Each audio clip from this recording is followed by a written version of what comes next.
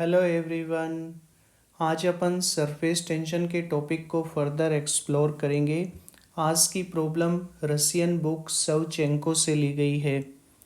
इस प्रॉब्लम में a liquid drop is lying on a horizontal plane. Liquid drop की height h दी हुई है।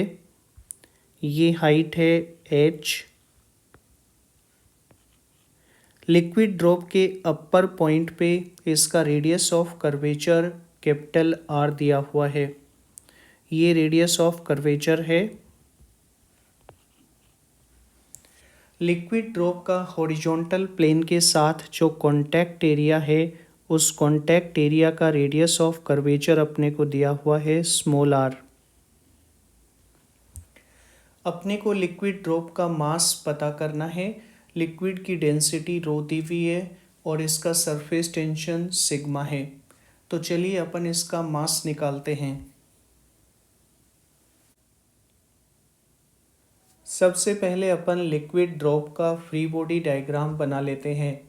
अपन ये देखेंगे लिक्विड ड्रॉप पे कौन कौन से फोर्सेस एक्ट हो रहे हैं। एक तो इसका वेट एक्ट होगा, वेट नीचे की ओर एक्ट होगा। इसको मैं यहाँ पे दिखा देता हूँ।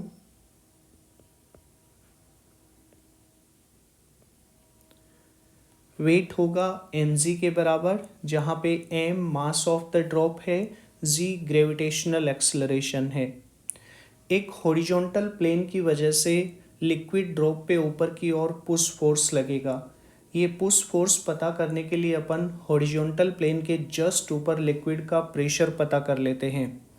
लिक्विड का प्रेशर पता करने के लिए अपन ये देखेंगे लिक्विड की अपर सरफेस के जस्ट बाहर प्रेशर एटमॉस्फेरिक प्रेशर के बराबर है, यानी यहाँ पे प्रेशर P0 है। अपर सरफेस का radius of curvature capital R है। तो लिक्विड ड्रॉप के जस्ट अंदर प्रेशर को मैं ये लिख सकता हूँ P0 + 2 सिग्मा अपॉन R, जहाँ पे 2 sigma upon R excess pressure है, सिग्मा सरफेस टेंशन है और कैपिटल R अपर सरफेस का रेडियस ऑफ कर्वेचर है। अब अपर सरफेस से h हाइट नीचे, लिक्विड का प्रेशर ये हो जाएगा, यहाँ पे लिक्विड का प्रेशर होगा P0 + 2 sigma upon capital R plus ρgh।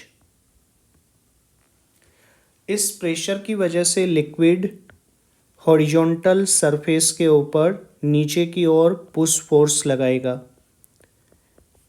Pressure की वजह से ये जो कॉन्टैक्ट फोर्स लग रहा होगा, ये न्यूटन्स थर्ड लॉ को ओबे करेगा, एक्शन रिएक्शन प्रिंसिपल को ओबे करेगा।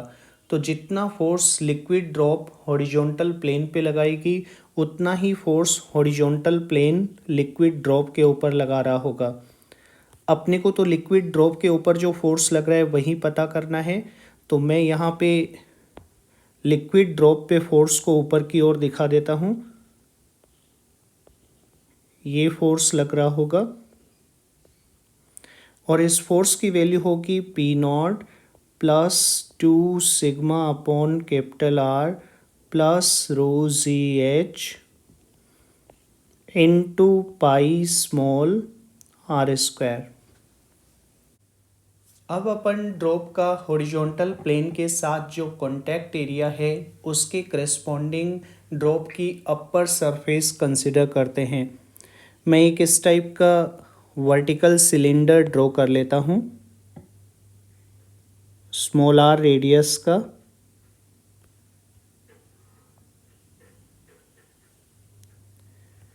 तो ड्रॉप की ये जो अपर सरफेस होगी, ये वाली सरफेस, इस सरफेस पर एयर प्रेशर की वजह से नेट फोर्स डाउनवर्ड डायरेक्शन में लग रहा होगा, जो P0 इंटू पाई r² होगा।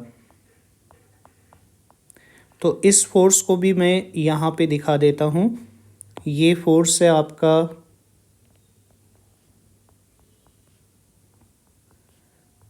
P0 इंटू पाई r²।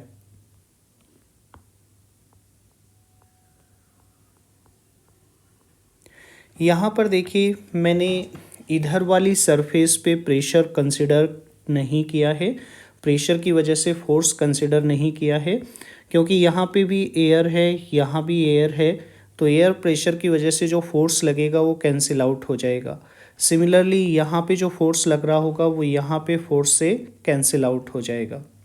लेकिन इतने पार्ट के ऊपर तो एयर है जबकि नीचे एयर नहीं है, इसलिए मैंने यहाँ पे जो अनबैलेंस्ड फोर्स है P0 into pi r square वो यहाँ पे शो किया है। अब लास्ट अपन ये देखते हैं कि क्या सरफेस टेंशन की वजह से भी हॉरिजॉन्टल प्लेन जो है वो ड्रॉप के ऊपर फोर्स लगा रहा होगा। तो ये फोर्स भी लगेगा, लेकिन अपने को क्वेश्चन में ये दिया हुआ है the plane is not wetted by the liquid.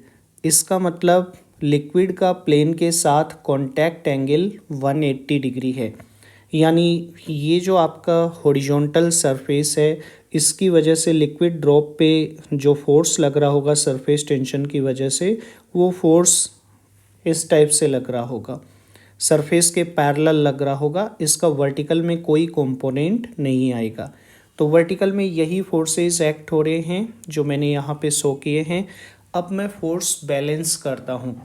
Net upward force तो ये हो जाएगा P0 plus 2 sigma upon capital R plus rho g h into pi r square, और नेट डाउनवर्ड फोर्स होगा mg plus P0 into pi r square. P0 into pi r square तो दोनों तरफ है, तो ये तो कैंसिल आउट हो जाएगा। यहाँ से अपन मास निकाल लेते हैं। ड्रॉप का मास ही आ जाएगा m is equal to pi r square upon j into 2 sigma upon r plus rho g h, या अपन इसको ऐसे भी लिख सकते हैं m is equal to pi r square into 2 sigma upon r g plus rho h. ये drop का मास हो जाएगा।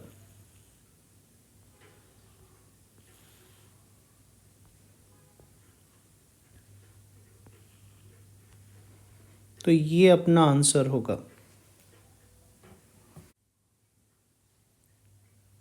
तो स्टूडेंट्स, मैं आशा करता हूँ आपको ये वीडियो पसंद आया होगा।